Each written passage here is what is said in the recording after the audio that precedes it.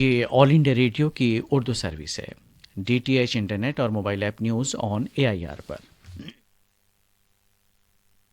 اور اب کچھ باتیں صحت کے حوالے سے۔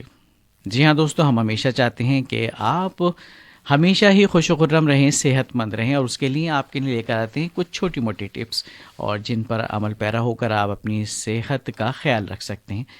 آج ہم ایک ایسے وٹامن کی بات کرتے ہیں جو بہت ضروری ہے ہمارے جسم کے لیے، ہماری صحت کے لیے، اور ہم آج بات کر رہے ہیں وٹامن ڈی کے حوالے سے۔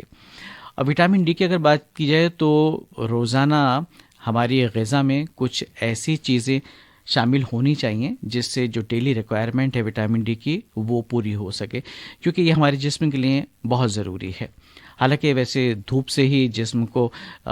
ایک وافر مقدار میں وٹامن ڈی مل جاتا ہے، لیکن کبھی کبھی اس کی کمی بھی ہو سکتی ہے۔ اب ایسے میں وٹامن ڈی رکھنے والے کچھ ایسی غذائیں استعمال کرنی چاہیے جو ہڈیوں کی کمزوری کو دور کریں، کیونکہ وٹامن ڈی کی کمی سے ہڈیاں کمزور ہو جاتی ہیں، اور جو عضلات ہیں، مسلس ہیں، ان میں بھی کمزوری آ جاتی ہے۔ اور آپ کو بتانا چاہیں گے کہ اس کی کمی سے کئی بیماریاں لاحق ہو جاتی ہیں، جیسے بچوں میں سانس کی بیماریاں، دمے کی بیماریاں، اور بزرگوں میں خاص طور پہ یادداشت ان کی چلی جاتی ہے، اور گلوکوز انٹالرنس جیسی دشواریاں بھی لاحق ہو جاتی ہیں۔ اور اگر ہم اپنی غذا میں، ڈائٹ میں باقاعدگی سے کچھ چیزوں کو شامل کر لیں تو وٹامن ڈی سے بھرپور جو غذائیں ہیں ان سے ہمارے جسم میں وٹامن ڈی کی کمی جو ہے وہ تو دور ہوگی ہی، اور دوسری بات یہ جو قوت مدافعت ہے اس میں بھی اضافہ ہوگا، یعنی بیماری سے لڑنے کی جو طاقت ہے ہمارے جسم میں وہ بڑھ جاتی ہے، اس میں اضافہ ہو جاتا ہے۔ اور وٹامن ڈی کی سطح کی اگر بات کی جائے تو یہ غذائیں جو ہیں اس کی سطح کو برقرار رکھتی ہیں۔ اب کن چیزوں میں وٹامن ڈی ملتا ہے یہ بات بھی اہم ہو جاتی ہے دوستوں، اور سب سے پہلے تو ہم دودھ کا نام لیں گے۔ اب دودھ ایک ایسی غذا ہے، کیونکہ اپنے آپ میں دودھ ایک مکمل غذا ہے، لیکن اس میں وٹامن ڈی اور کیلشیم بہت زیادہ ہوتے ہیں، بہت زیادہ سورسز ہیں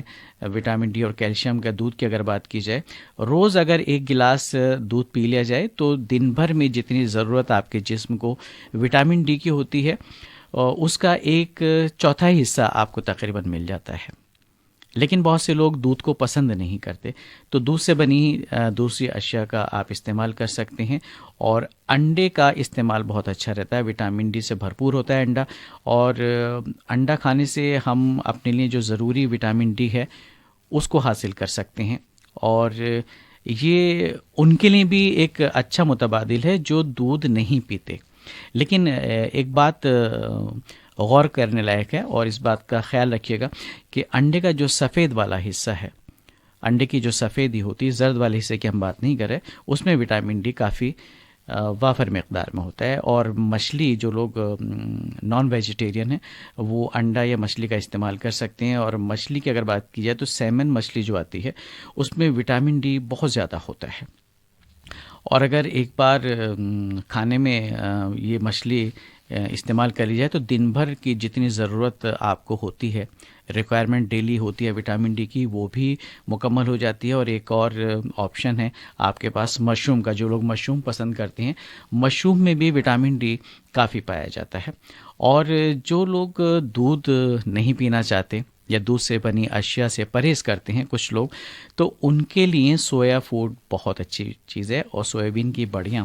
جی ہاں، اس کا آپ ویج پلاؤ بھی بنا سکتے ہیں، یہ وٹامن ڈی کی کمی کو پورا کرتا ہے۔ کسی اور بھی طریقے سے آپ اس کا استعمال کر سکتے ہیں، اور کیونکہ جو لوگ ماہر ہیں کھانا بنانے میں وہ زیادہ بہتر طریقے سے بتا سکتے ہیں کہ سویابین کو کس کس طرح سے استعمال کیا جا سکتا ہے۔ اور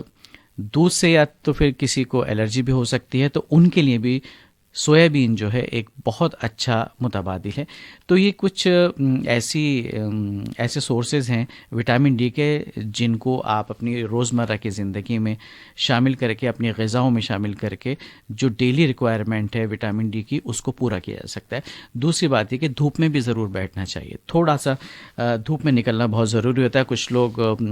گھروں میں قید رہتے ہیں، لیکن جہاں بھی موقع ملے، جب بھی موقع ملے تو دھوپ میں ضرور جائیں۔ اور اس کے علاوہ جو باتیں ہم اکثر و بیشتر آپ سے کہتے ہیں کہ صاف صفائی کا خیال رکھیے، اور ماسک کا استعمال کیجیے، اور سماجی دوری جو ہے وہ بہت ضروری ہے، یعنی سوشل ڈسٹینسنگ اس کو بھی مینٹین کیجیے، اور کہتے ہیں بس صحت مند رہیے، مسکراتے رہیے، ہنستے رہیے۔ تو یہ تو تھیں کچھ باتیں صحت کے حوالے سے، اور اب دوسرے پروگرام کی جانب بڑھتے ہیں۔ جی ہاں، حسن غزل پروگرام ہم آپ کو سنوا رہے ہیں، اور حسن غزل پروگرام میں آج آپ سماعت کریں گے انیتا گوسوامی اور اندر نارائن کے گائی غزلیں۔ حسن غزل پروگرام آپ کی خدمت میں پیش کر رہے ہیں ہم آل انڈیا ریڈیو کی اردو سروس سے۔